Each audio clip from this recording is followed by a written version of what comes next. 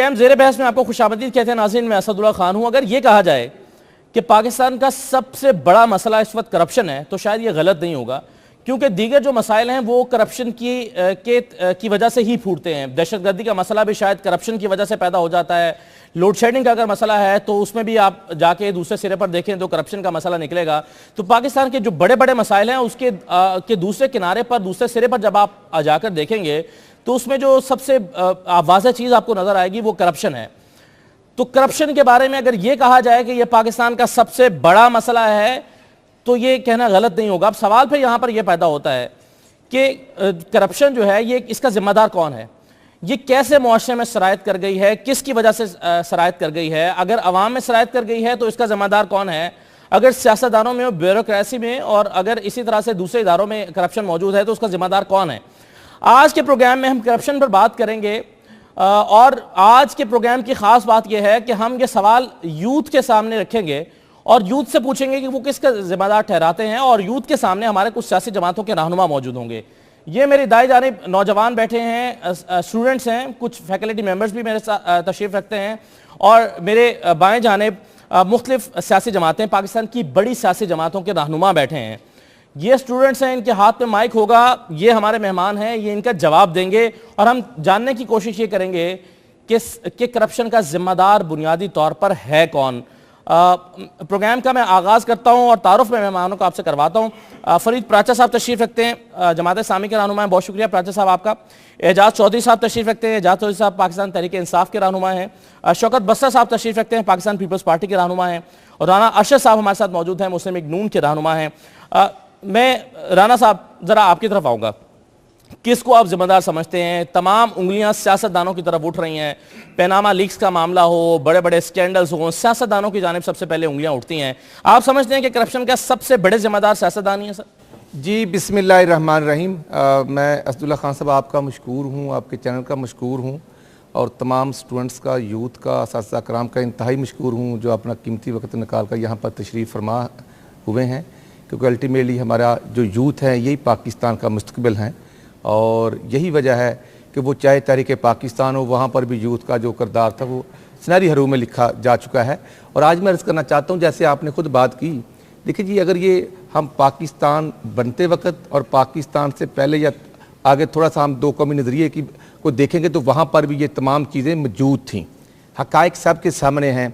और आप देखिए कि हमारे पहले प्राइम मिनिस्टर को जिस तरह मैं समझता हूँ कि इंटरनेशनल दहशतगर्दी का निशाना बनाकर खान लियाकत अली खान को शहीद किया गया, उसका क्या कसूर था कि चंद महीने हुए उसने क्या करप्शन की थी कि उसने पाकिस्तान बनाया था और इस्लाम के नाम पर पाकिस्तान बनाया था, तो उसको गोली मारकर शहीद कर दिया गया।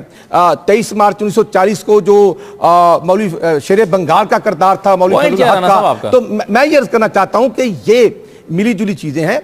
मैं अपने आप को बरी ज़ुबान नहीं समझता, मैं समझता हूँ कि हम जवाबदेह हैं अवाम के सामने भी, और जब अवाम ने हमें मैंडेट दे दिया है तो हुकूमत के जो मामलात हैं उनको भी हैंडल करना है।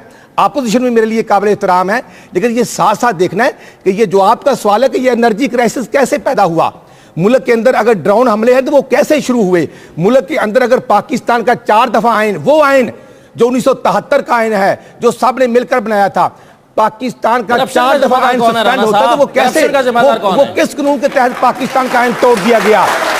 मैं आज अपनी यूथ के सामने ये सवाल रखता हूं कि ये 1973 का आइन, सब का आइन जो था वो किस तरह टूटा और 4 दफा पाकिस्तान का आइन टूटा है। यही मियां साहब ने किया कौम से खिताब। एक सेकंड, तो इधर उधर की ना बात कर, ये बता काफिला कैसे लुटा है? मैंने यही बात की, मैंने अच्छा यही काम, मैं इसको पूरा कर देता हूँ। जो ना इधर उधर की तू बात कर, ये बता काफिला क्यों लुटा। मुझे रहजनों से गर्ज नहीं, तेरी रहबरी का सवाल है। जी जी जी, माशाल्लाह माशाल्लाह माशाल्लाह।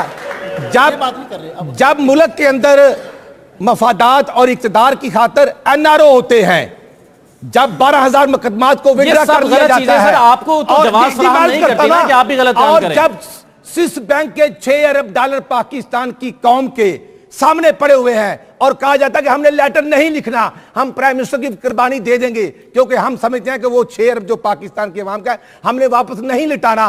तो फिर जब मैं इंतहाई अदब से ये अर्ज करूंगा कि जब खैबर पख्तूनख्वा में एहतसाब कमीशन बनता है फखरिया अंदाज में, और उसके बाद वहां पर जब एहतसाब कमीशन के सरबराह अहमद खान को जबरदस्ती फारिग कर दिया जाता है, तो ये काफिला इस तरह लुटता है।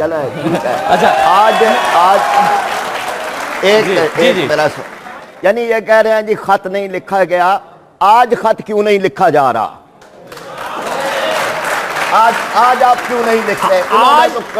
साहब आज रकमें क्यों नहीं? 350 अरब डॉलर बाहर पड़ा है, वो क्यों नहीं आता? इंक्वायरी कमीशन फैसला करेगा, हम उसको मनोअंग तस्लीम करेंगे, जैसे पहले जुडिशल कमीशन को माना था। हमने अपने आप को पेश कर दिया, काश दूसरे भी अपने आप को पेश करते रहते तो आज ये नौबत ना आती। चलें जी, सवालात जरा लेते हैं। जब मॉडल टाउन का कमीशन बनाया गया था, जो शहबाज शरीफ ने खुद बनवाया था कि वो 14 कत्ल जो हुए थे, ठीक है, तो जब वो फैसला शहबाज शरीफ साहब के और गवर्नमेंट के खिलाफ आया तो तब उन्होंने उसको एक्सेप्ट करके उन्होंने खुद कहा था मैं इस्तीफा दूंगा कि अगर ये मेरे खिलाफ आता है। तो जब वो खिलाफ आया तो इस्तीफा क्यों नहीं दिया? और फिर जब कमीशन ये फिर खुद बनाया, अगर ये आपके खिलाफ फैसला देगा तो क्या प्रूव है पब्लिक के पास कि फिर आप एक्सेप्ट करेंगे?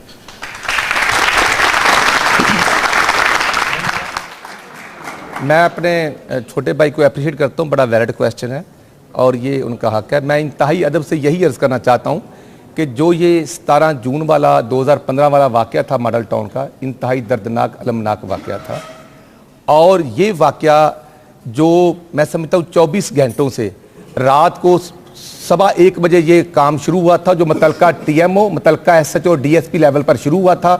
जब वो DSP ज़ख्मी होता है, जब पथराव और डंडे बरसते हैं, मैं समझता हूँ कि ये नौबत नहीं आनी चाहिए थी। एक जो रूटीन मैटर था, और सुबह जब 8:30 बजे DCO लाहौर और DIG के मनहाजुल कुरान की इंतजामिया के साथ डायलॉग हो रहे थे, तो वो इशू को रिजॉल्व करने के लिए हो रहे थे। अभी भी जस्टिफिकेशंस दे रहे हैं। जी मैं अर्ज करता हूं, मैंने जो अभी भी आप जस्टिफिकेशंस दे रहे हैं अब्दुल्ला खान साहब, नहीं जो हुआ मैं वो अर्ज आपकी खिदमत में कर रहा हूं, जो आपका पूरा मीडिया उस चीज का गवाह है, यानी शवाहद मौजूद हैं कि आपका पूरा मीडिया वहां पर मौजूद था, और ना कभी हमने जुल्म तशद्दुद की सियासत की है, ना ही किसी को जेब देती है। और जी जी मैं उनका सवाल ये था कि आप ये अगर ये जो कमीशन बना रहे हैं इसका रिजल्ट करेंगे क्या? अब्दुल्ला खान साहब मैं अर्ज कर रहा हूं, जो दर्दनाक 11:30 बजे जो फायरिंग होती है, मैं आपकी खिदमत में अर्ज करना चाहता हूं कि वो तमाम मुल्ज़मान जो कांस्टेबल थे, जो मुतलका SHO था, वो गिरफ्तार हो चुके हैं, जो मुतलका SP जिम्मेदार था वो भी गुनाहगार हो चुका है। प्रोसिक्यूशन के मुताबिक, आईने पाकिस्तान के मुताबिक तमाम मुल्ज़मान जो थे मौके पर वो 302 के मुजरिम डिक्लेयर हो चुके हैं। बाकी मैं ये हल्फन कहता हूं कि ना चीफ मिनिस्टर साहब ने इसका ओथ दिया है, मीडिया को भी दिया है, और उनके लवाहकीन जो हमें मिले थे उनको भी दिया है, कि हल्फन हम कहते हैं कि ना किसी को मारने का हुक्म दिया था, ना हम मरवाना चाहते थे, ना ही उनसे हमारी कोई दुश्मनी थी। सर अभी आपने बात की थी कि पाकिस्तान में बिजली का बहरान है और आप नून लीग से, और नून लीग ये भी हुकूमत में है, तो मेरा सवाल ये कि जब आपको पता है कि पाकिस्तान में बिजली का बहरान है, तो आप पैसा रोड्स में और ऑरेंज ट्रेन पे क्यों लगा रहे हैं?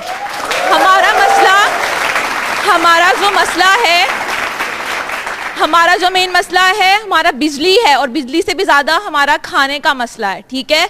तो आप उन पे क्यों नहीं फोकस कर रहे? रोड्स का हम क्या करें जब हमारे घरों में अंधेरा है? सवाल मैं मुकम्मल कर देता हूं। इल्जाम ये है कि ऑरेंज ट्रेन में भी पैसे कमाए जा रहे हैं। शामिल जो आप ऐड कर रहे हैं, आप ही ऐड कर लें। सवाल मैं मुकम्मल कर देता हूं। इल्जाम ये है कि ऑरेंज ट्रेन में भी करप्शन की जा रही है। मैं माशाल्लाह हमारी बेटी ने बड़ा अच्छा सवाल किया है। मैं ये आपकी खिदमत में अर्ज करना चाहता हूं कि 12 अक्टूबर 1999 को जब जमहूरी हुकूमत पर शब खून मारा गया था, उस वक्त बिजली की लोड शेडिंग नहीं थी, लिहाजा 11 साल परवेज मुशर्रफ साहब के, 5 साल पीओ पार्टी के, हमने 6 जून 2013 को ओथ लिया। लिहाजा मैं आपकी खिदमत में अर्ज करना चाहता हूं कि 10,500 मेगावाट बिजली के मनसूबों पर स्पीड के साथ काम जारी है।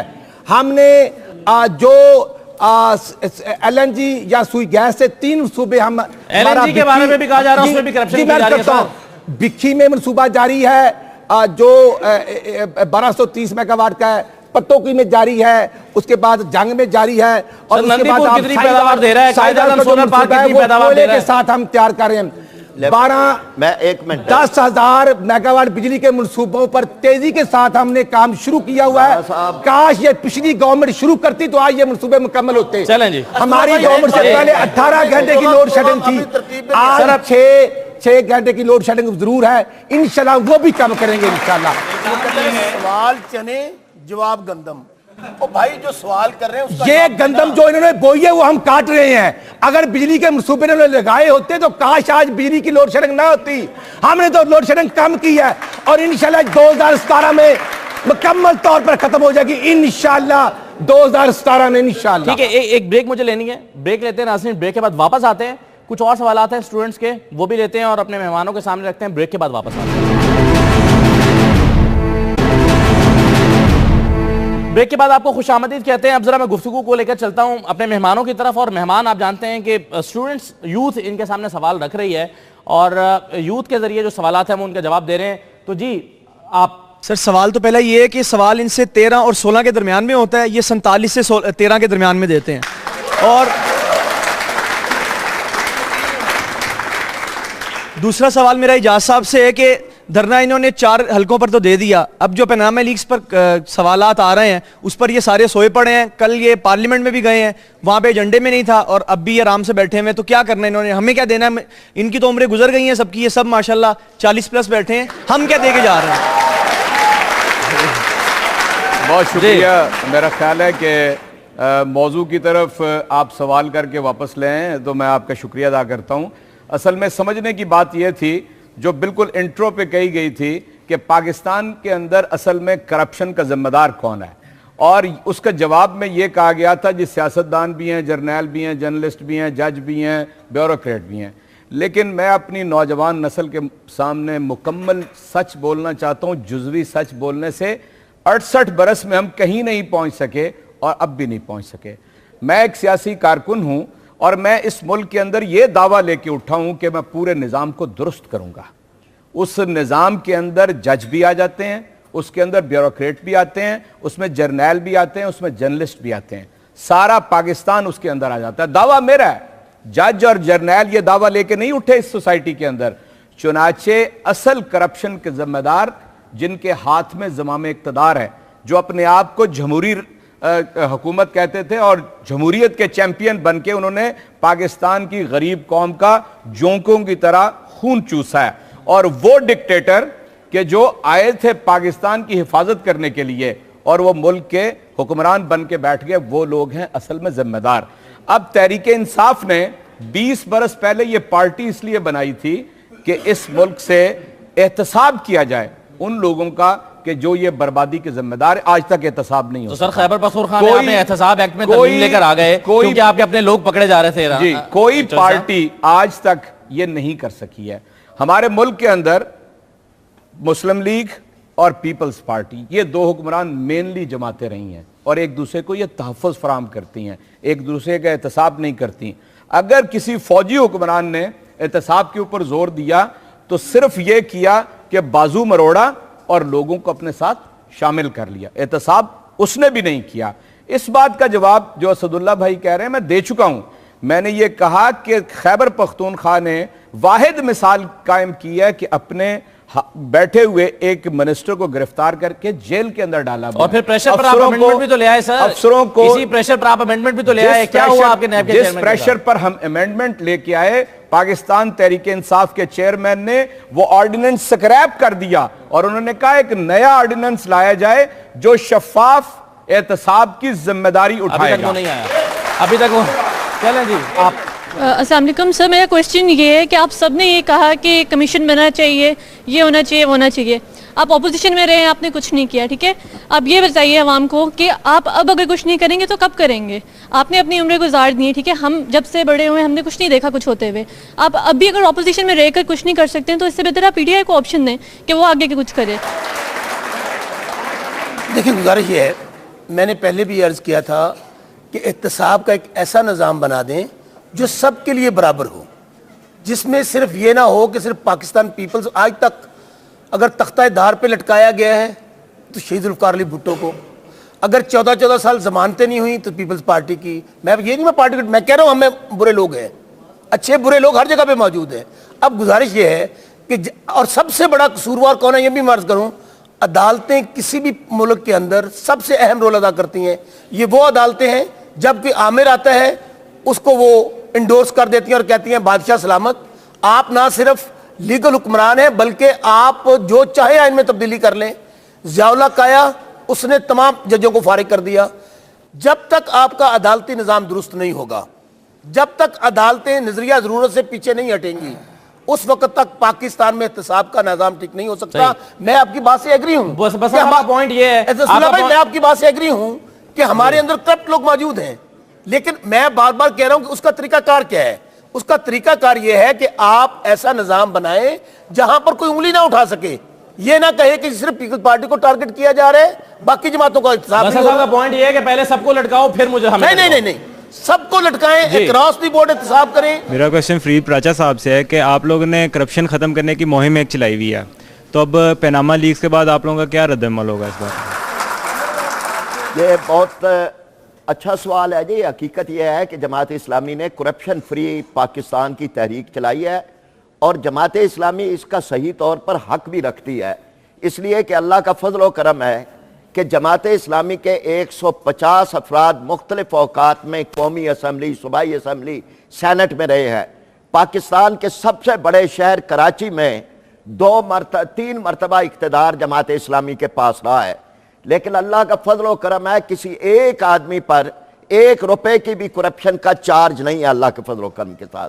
और यही वो वजह है कि जिसकी वजह से आज जब हम करप्शन फ्री पाकिस्तान तहरीक चलाते हैं तो कोई ये नहीं कह सकता कि आपने खुद लूटा है, आपकी सफ़ों के अंदर करप्ट आदमी है, आपने पाकिस्तान फला आदमी आपका उसने कर्जे लिए माफ करवा दिए, प्लाट लिए हैं गवर्नमेंट से या मराहत लिए हैं। तो ये जो आपका सवाल है, पनामा लीक्स के बाद आज ही हम यानी नैब का घेराव कर रहे हैं और इसी तरह से 10 तारीख को पूरे मुल्क में धरने दिए जा रहे हैं और इसको हम मुसलसल आगे बढ़ाएंगे। ये तहरीक जो है ये उस वक्त तक रहेगी जब तक पाकिस्तान के अवाम खड़े नहीं हो जाते इस करप्शन के खिलाफ, इसलिए कि ये करप्शन लोगों की खुशियां लूट रही है। इसकी वजह से हम गरीब हैं, इसकी वजह से महंगाई है, इसकी वजह से बदतरीन लोड शेडिंग है। इस करप्शन से निजात हासिल करने के लिए हम चाहते हैं जवान भी हमारे साथ उठे और पाकिस्तान के अवाम कर दूं। पनामा लीक्स का एक बहुत बड़ा इशू आ गया, यहां से शुरू कर लें। एक ऐसा कमीशन बना दें जिसपे पूरी कौम को इतबार हो, उसके अंदर वकला को शामिल कर लें, यूथ को शामिल कर लें, ISA को शामिल करें, तमाम इदारों को शामिल करें और उन्हें यह मैंडेट दे दें कि जिस पार्टी ने लूटा है, खास मत पनामा लीक्स में आज तक किसी कमीशन का कोई नतीजा निकला पाकिस्तान में? मेरे भाई ने भी सही आज तक किसी कमीशन का कोई यही मैं बात कह रहा हूं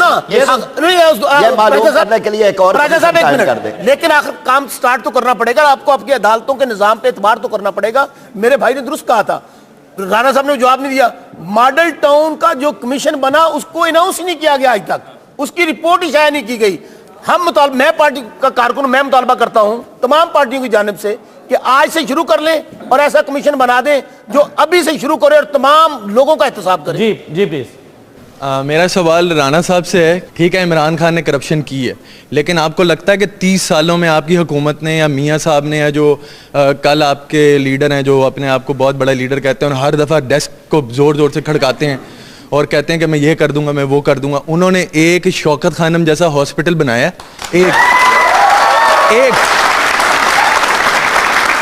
इत्तेफाक फाउंड्री 1936 में बनी थी, पाकिस्तान 1947 और वो सोने के अंडे देती है। और ये स्विस बैंक वाले मेरी बात नहीं मुझे करने देंगे। तो अगर आप में से कोई मेरा भाई ये बात कहे कि इत्तेफाक फाउंड्री 1936 में नहीं बनी थी, ये तो कल बनी है, तो हम सजा भुगतने के लिए तैयार हैं। और अगर ये हम कहते हैं कि 1971 में जुल्फकार अली भट्टो साहब ने इत्तेफाक फाउंड्री के बिजनेस पर तमाम प्रॉपर्टी पर कब्जा कर लिया था, तो अगर ये भी गलत है तो आप मुझे जरूर कहें। और अगर ये मैं आपकी खिदमत में दर्ज करता हूं कि मियां नवाज शरीफ साहब या मियां शहबाज शरीफ साहब ने जब से वो 85 से हुकूमत में हैं कोई किसी एक बैंक का 1 रुपया भी माफ करवाया हो तो हम सजा भुगतने के लिए तैयार हैं। शौकत खानम के पैसे दुबई में किसने भेजे? अगर इमरान खान साहब ने नहीं भेजे तो फिर वो कौम को बताएं। अरबों रुपए शौकत खानम, गरीबों का हॉस्पिटल, 2-2 रुपए से बनने वाले हॉस्पिटल के पैसे, मेरे भाई मैं आपसे पूछता हूं, शौकत खानम के पैसे इमरान खान जाती बिजनेस में क्यों लगाए? पूरी कौम को बताएं। 450 कनाल का बंगला इस्लामाबाद में जो बंगला इमरान खान साहब का, वो कहां से आया? एक ब्रेक मुझे लेनी है, ब्रेक लेते हैं नाज़रीन। ब्रेक के बाद वापस आते हैं, कुछ और सवाल हैं स्टूडेंट्स के, वो भी लेते हैं और अपने मेहमानों के सामने रखते हैं। ब्रेक के बाद वापस आते हैं। ब्रेक के बाद आपको खुशामदीद कहते हैं। अब जरा मैं गुफ्तगू को लेकर चलता हूं अपने मेहमानों की तरफ। और मेहमान आप जानते हैं कि स्टूडेंट्स, यूथ इनके सामने सवाल रख रही है और यूथ के जरिए जो सवालात हैं वो उनका जवाब दे रहे हैं। तो जी, आप ऑरेंज ट्रेन पे आपने इतना पैसा लगाया, लेकिन करप्शन की एक नई फॉर्म इजाद हुई पिछले दिनों में कि कब्रिस्तानों का पैसा का फंड निकाल के उसको उस खाते में रख दिया गया। प्लेग्राउंड्स, एक तरफ आप कहते हैं एक्सट्रीमिज्म है, दहशतगर्दी है, आपने वहां से पैसा उठाया, आपने मेट्रो बस में और आपने ऑरेंज ट्रेन में आपने पैसा लगा दिया। फिर आप बात कर रहे हैं कि हमारी लीडरशिप का क्राइसिस है। ये बात तो माने ना, तस्लीम करें। आपने एग्जाम्पल दी फातिमा जिन्ना की, फिर आपने एग्जाम्पल दी लियाकत अली खान की। क्या उनकी बराबर की लीडरशिप आज मौजूद है? और आप सियासतदान जो है अपनी रिस्पॉन्सिबिलिटी से पीछे मत हटें। सही है। अगर ब्यूरोक्रेसी में करप्शन है तो किसने दुरुस्त करनी है? आपका सवाल किससे है? आप लोगों ने करनी, पैनल से। इसमें कोई शक नहीं है कि पाकिस्तान की जमहूरी सियासत के अंदर जो पार्लियामेंट का रोल होना चाहिए वो कभी नहीं रहा है। और यहाँ पर अदारा बनाने की आपने बात की है। पाकिस्तान में जमहूरियत पनप ही नहीं सकी। हमारे यहाँ जमहूरी जमातें नहीं हैं, हमारे यहाँ ख़ानदानी जमातें हैं, हमारे यहाँ डायनेस्टी पॉलिटिक्स है। जब तक मुल्क के अंदर जमहूरी जमातें नहीं होंगी कि जो अपने अंदर भी जमहूरी कल्चर रखती हों, उसके बाद पार्लियामेंट के अंदर जमहूरी कल्चर है और वो यहाँ पर हुक्मरानों का कानून चलता है, कानून की हुक्मरानी नहीं चलती। ये असल आपके सवाल का जवाब है। जब आप ये करें कि आप अपने आप को पाबंद करें जो भी रूल है उसके मुताबिक, तो फिर आगे जाके आप इंस्टीट्यूशन बनाने में कामयाब हो जी। नेक्स्ट क्वेश्चन जी प्लीज। मैं ज़्यादा दूर की बात नहीं करूंगा। मैं हाल ही में ये जानना चाहता हूं कि भुट्टो साहब की बरसी थी और 2.5 से 3 करोड़ रुपए वो खर्च किए गए जो कि मैं पैसे देता हूं तो रोड्स बनते हैं, मैं पैसे देता हूं बसें चलती हैं, मैं पैसे देता हूं टैक्स के पैसे देता हूं तो तनख्वाहें मिलती हैं। मैं ये जानना चाहूँगा कि ऐसा क्या किया गया कि 3 करोड़ की लागत से एक बरसी मनाई गई? क्या आपको थर भूल गया जहाँ पे लोग भूखे प्यासे मर रहे हैं, जहाँ पे माएँ बहनें मीलों सफ़र तय करके जाती हैं और उनको एक गढ़ा पानी का नसीब होता है? आप में से कोई सियासतदान नहीं गया एक रात वहाँ मच्छरों के दरमियान गुजार के मुझे दिखा दें? कोई नहीं गया वहाँ पे, और हर साल वहाँ पे होता है। आप दावतें उड़ा रहे हैं साथ में। जी बसा साहब, करप्शन, बसा साहब करप्शन, पैसे क्यों आवाम के टैक्स के पैसे क्यों खर्च किए जा रहे हैं? इस सवाल का जवाब देने से पहले आगे भी जाऊं। आपने जब ये खबर मीडिया पे चली कि कोई पैसे ड्रॉ किए गए हैं बरसी के लिए, आपने वो खबर नहीं सुनाई जो बाद में थी कि बिलावल भुट्टो ने फौरी तौर पर उसका नोटिस लिया कि ये किसने किया और कहां से हुआ है। मैं आपको इस बात का, आप इसको इंटेरोगेट कर लीजिए किसी और, फौरी तौर पर वो जो हुआ उसको बिलावल भुट्टो साहब ने, जो सेक्रेटरी था या जो भी उनके खिलाफ कार्रवाई करते हुए पैसे रुकवा दिए। एक पैसा कौमी खजाने से बरसी पे नहीं लगा। ये मैं आपको क्लियर, किसकी जेब से पैसा लगा सर? जरदारी साहब ने अपनी जेब से? मैं बता देता हूं। Total party, Pakistan peoples party ने शहीद ज़ुल्फ़िकार अली भुट्टो का प्रोग्राम के अखराजात उठाए हैं।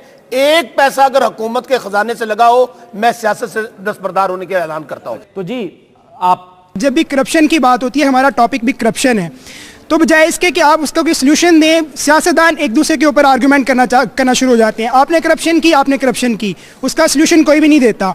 और जब भी आपसे कोई करने का बात पूछता है तो आप कहते हैं कि जी ऐसा होना चाहिए, ऐसा करना चाहिए। करेगा कौन? हम लोग आपको सिलेक्ट करते हैं। जी बराबर, ये सवाल का जवाब ये नहीं दिया जाता कि करप्शन नहीं होनी चाहिए। इसका जवाब इस बात से दिया जाता है कि आपने भी तो ये किया है।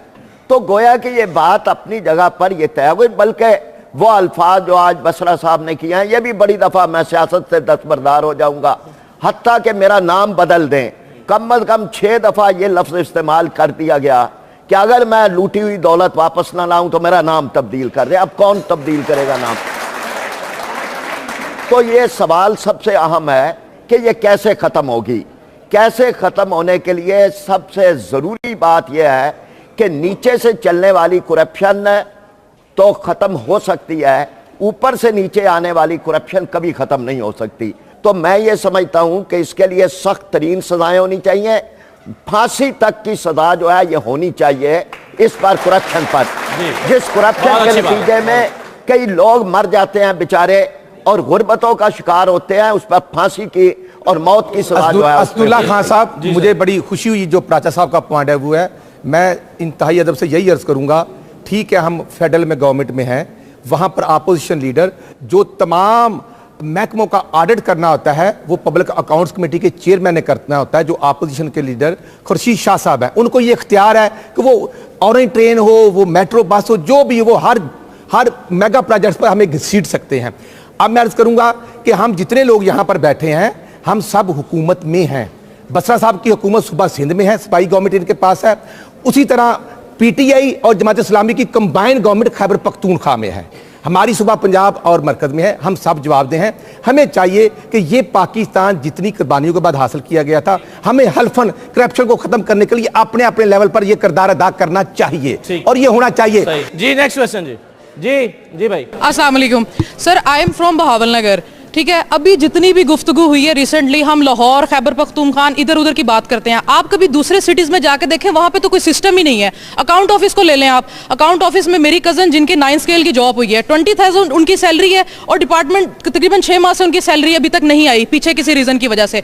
डिपार्टमेंट जाए, एक बंदा दूसरे बंदे को रेफ करता है, दूसरा तीसरे को करता है कि जी उससे पहले 60,000 अगर टोटल अमाउंट बन रही है, उसमें से हम 40,000 अकाउंट वालों को पे कर रहे हैं, तो उसकी सैलरी का क्या फायदा? काम आपका बगैर पैसों के हो ही नहीं रहा। देखिए जी, मैं अर्ज करना चाहता हूं कि जी आपका क्वेश्चन बड़ा वैलिड है, आप मुझे काइंडली जरूर दें, मैं उसका पता चाहता हूं। जिसको गवर्नमेंट की जॉब मिलती है उसको मंथली बेसिस पर तनख्वाह मिलनी होती है। नहीं सर, बिल जो पेमेंट करनी है ना सर, अगर आपसे कोई पैसे मांगता है वो तो सियासतदान नहीं है ना, वो तो क्लर्क है ना, वो तो लैंड सुपरिटेंडेंट है, छोटे लेवल के लोग हैं, वो अगर करप्शन करते हैं वो भी जवाब दे हैं, वो भी जवाब दे हैं। क्लर्क की करप्शन को खत्म सर, मेरा बेसिकली क्वेश्चन ये है कि ये सिस्टम जो है, अकाउंट ऑफिस के हेड के साथ मेरी मुलाकात हुई है जब बाकी लोगों के बिल पास हो रहे हैं, क्योंकि हम सिर्फ पैसे नहीं दे रहे थे इसलिए हमारा बिल नहीं पास हो रहा था, जिन्होंने पैसे दे दिए उनके बिल पास हो गए। अगर आपने लाहौर से बाहर की बात की है तो हमने तो अभी रहीम यार खान में इंजीनियरिंग यूनिवर्सिटी बनाई है, ख्वाजा फरीद यूनिवर्सिटी, ताकि वहां के बच्चों को अच्छी एजुकेशन मिल सके। हमने तो डेरा गाजी खान में वहां पर मेडिकल कॉलेज बनाया है ताकि वहां के बच्चों को एजुकेशन मिल सके।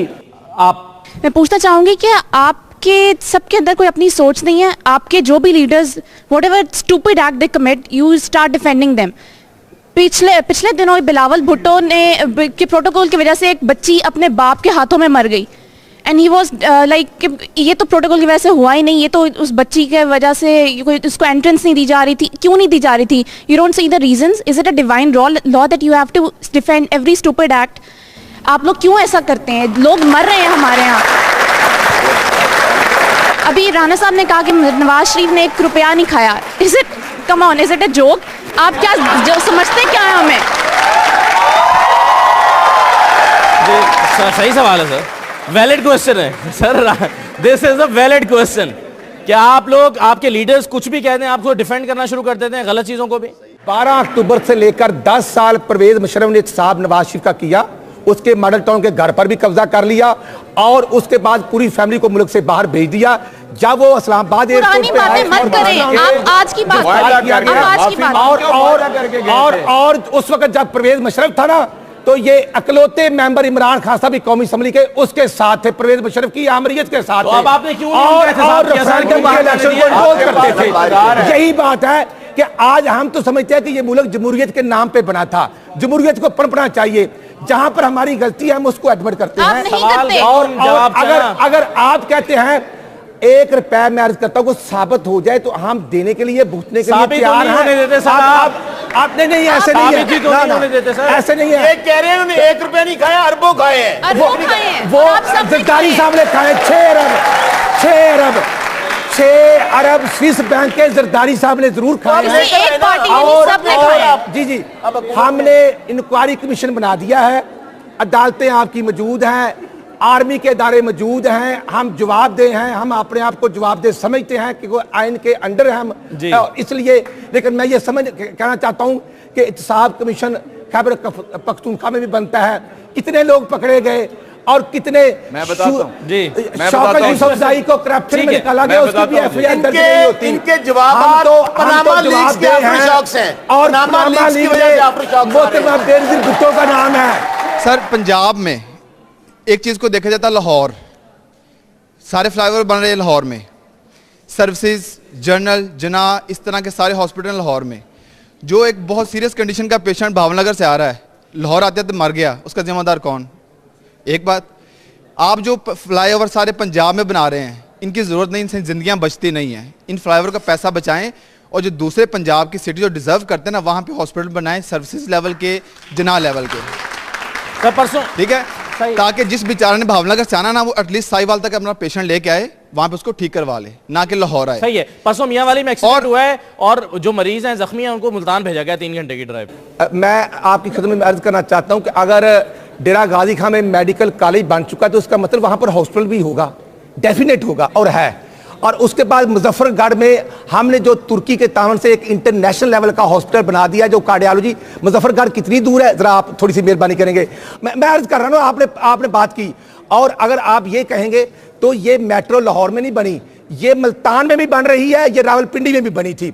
और ये इस पर एक आम तालिब इल्म बैठता है जिसके पास मर्सिडीज नहीं है, जिसके पास गाड़ी नहीं है, और अगर 20 रुपए में वो एक स्टूडेंट या एक मजदूर, ये उसका भी हक है पाकिस्तान पर। सिर्फ पैराशूटर सरमायादारों का ही हक है? नहीं, उनका भी हक है, जिनकी खिदमत में ये हमने मेट्रो बस बनाई थी। और आप मेट्रो जो ट्रेन की बात आप कर रहे हैं, मैं आपका मशकूर हूंगा अगर आप करप्शन साबित करेंगे, हम आपके सामने जवाब दें। और बिल्कुल आपको चैलेंज करता हूं कि हम आपके सामने। ठीक है, करप्शन पर नाज़रीन हम बहस कर रहे हैं और हम जानने की कोशिश ये कर रहे हैं। हमारा सवाल यह है कि करप्शन का जिम्मेदार कौन है पाकिस्तान में, और पाकिस्तान को करप्शन फ्री मुल्क कैसे बनाया जा सकता है, इस पर हमारी डिस्कशन जारी है। एक जरा ब्रेक लेते हैं, ब्रेक के बाद वापस।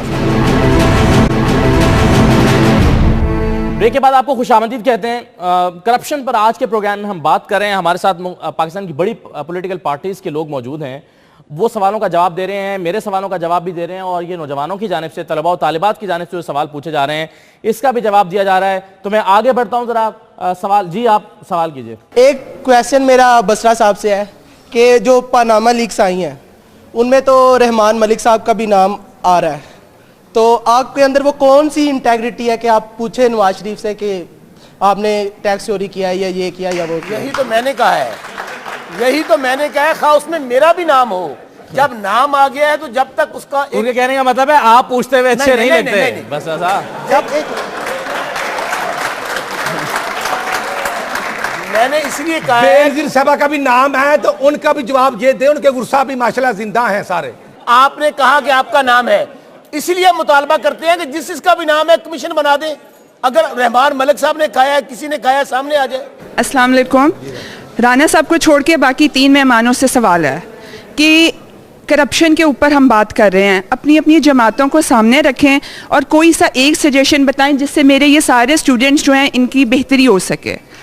देखिए, ये करप्शन ख़त्म होती है खुद मिसाल कायम करने से। कोई भी जमात अगर खुद मिसाल कायम नहीं करती और करप्शन ख़त्म करने के वो दावे करती है तो वो दावे झूठे समझे जाएंगे। जमात इस्लामी की तरफ से मैं ये बात अर्ज़ करता हूँ कि हमने मिसाल कायम की है, पार्टी के अंदर भी एहतसाब मौजूद है, कोई वहाँ आमरीत नहीं है, जमहूरियत है, डेमोक्रेसी है, ख़ानदानी बादशाहत नहीं है, शुराइयत है, कोई किसी सतह पर भी कोई करप्शन नहीं है। तो करप्शन के खात्मे की जो आपने एक बात कही है, वैसे तो बेशुमार हैं, वो ये है कि खुद मिसाल कायम करेंगे। यही इस्लाम की तालीमात हैं कि खुद आप मिसाल कायम करें तो फिर आप कहते हुए भी अच्छे लगते हैं और फिर आपका मुतालबा भी ठीक होता है। पीपल्स पार्टी का यह मौकफ नहीं है कि कमीशन बनाया जाए, यह बसरा साहब का मौकफ है, और बसरा साहब जो पीपल्स पार्टी का असल मगज है उसको रिप्रेजेंट नहीं करते। ये मेरी तरह सड़क सवार हैं, इसलिए एक जैसी हम बातें कर रहे हैं। इनका मौकफ यह है कि बाहर से एक ऑडिटर आए और आकर वो इसको देख लें जो कुछ पनामा पेपर्स के अंदर आया है। असल में जो कमीशन है, कमीशन वो हो सकता है जो एक रिटायर्ड जज नहीं, जो सुप्रीम कोर्ट के चीफ जस्टिस, उसकी कोई हैसियत होगी ना, सुप्रीम कोर्ट के चीफ जस्टिस की निगरानी में हो, और उसमें मजीद ये कि जो लोग इंटरनेशनल ऑडिटर हैं उनके नुमाइंदे हों, जो फॉरेंसिक ऑडिट कर सकते हैं वो लोग शरीक हों, तब जाकर ये मुमकिन होगा कि ये जो व्हाइट कॉलर क्राइम है ना, इसका अंदाजा कर सके। वरना तो ये सब कहेंगे कि हमारे हाथ साफ हैं। जी जी, मैं भी जवाब, जब तक पाकिस्तान का अदालती निजाम मजबूत नहीं होगा, पाकिस्तान में करप्शन खत्म नहीं होगा। सर आपने अभी बात की पीपल्स पार्टी ने कि हमें एक ऐसा सिस्टम बनाना चाहिए जो सबका एहतसाब करे और सबको मतलब इक्वली ट्रीट किया जाए। तो और आप साथ में ये भी कहते हैं हमने बहुत कुर्बानियां दी कि आपके जो भुट्टो साहब वो भी गए, बेनज़ीर भी गई। तो सर जब बेनज़ीर गई तो हम आपके लिए खड़े हुए ना, तो आपने तब क्या कर लिया? आपको हम हुकूमत में लेकर आए, जब आप हुकूमत में तब आपने सबके लिए ऐसा सिस्टम क्यों नहीं बनाया कि सबको इक्वली, आपने सबका इक्वली एहतसाब किया? तब मतलब आपकी ये थिंकिंग कहाँ पे थी? और सर साथ में आपसे मेरा ये सवाल, आपने कहा कि जलावतन कर दिया ये जो नवाज शरीफ साहब हैं, तो सर इनको जेल में तो नहीं भेजा गया था? इनका सऊदिया में भी विला था, अच्छे थे, नौकर चाकर थे, गाड़ी थी, सब कुछ था, ये भी वहाँ पे भी ऐशो आराम से ही रहे हैं। तो आप उन्हें ये नहीं कह सकते कि उन पे जुल्म हुआ था? 14 महीने जो अटक किया था ना वो जेल ही था, जेल ही में भेजा गया था। लेकिन उसके वालिद साहब जो बुजुर्ग थे उनका कसूर तो नहीं था, उनको भी फैमिली को भी जलावतन किया गया, उनकी जो बेटियां थी वो भी जलावतन हुई थी। लेकिन गुजारे ये है कि प्राचा साहब मेरे बड़े सीनियर हैं, फेमो फ्रस के मालिक हैं, लेकिन प्राचा साहब जब 85 से पहले मजलिस शूरा हुआ करती थी उस वक्त भी प्राचा साहब की सीनियर लीडरशिप उसमें मेंबर थी। 85 में भी जब हुकूमत आई तो मेंबर थे, 90 में भी, और अब भी खैबर पख्तूनख्वा में इनकी हुकूमत है। और आज भी जो हमारा सेनेट मौजूद है वहाँ पर मैं समझता हूँ कि जमात इस्लामी की नुमाइंदगी मौजूद है। तो मैं ख्वाहिश रखता हूँ बतौर पाकिस्तानी कि कब जमात इस्लामी खड़ी होगी अमली तौर पर, जो 40 सालों से गवर्नमेंट में और इक़्तिदार में तो है, लेकिन करप्शन के खिलाफ अमली तौर पर जो स्टेप्स है वो कब आएंगे? छोटे से मेरे 2 सवाल राणा साहब से हैं। मैं सबसे पहले इनसे ये पूछना चाहूँगा कि रात को गरीब अपने घर जाता है, उसके बच्चे उससे पूछते हैं कि वालिद साहब रोटी कहाँ पे है, तो क्या अपने बच्चों को दिखाएगा बेटा वो देखो मेट्रो जा रही है, बेटा वो देखो ऑरेंज ट्रेन जा रही है? तो मेरा दूसरा सवाल आपसे ये है कि 2013 के इलेक्शन से पहले शहबाज शरीफ साहब ने लाहौर में ही कहा था कि जी आसिफ अली जरदारी को मैं घसीटूंगा, ये करूंगा। तो मैं ये पूछना चाहूँगा कि पनामा लीक्स के इंकशाफात के बाद नवाज शरीफ साहब से पूछने वाला कौन है?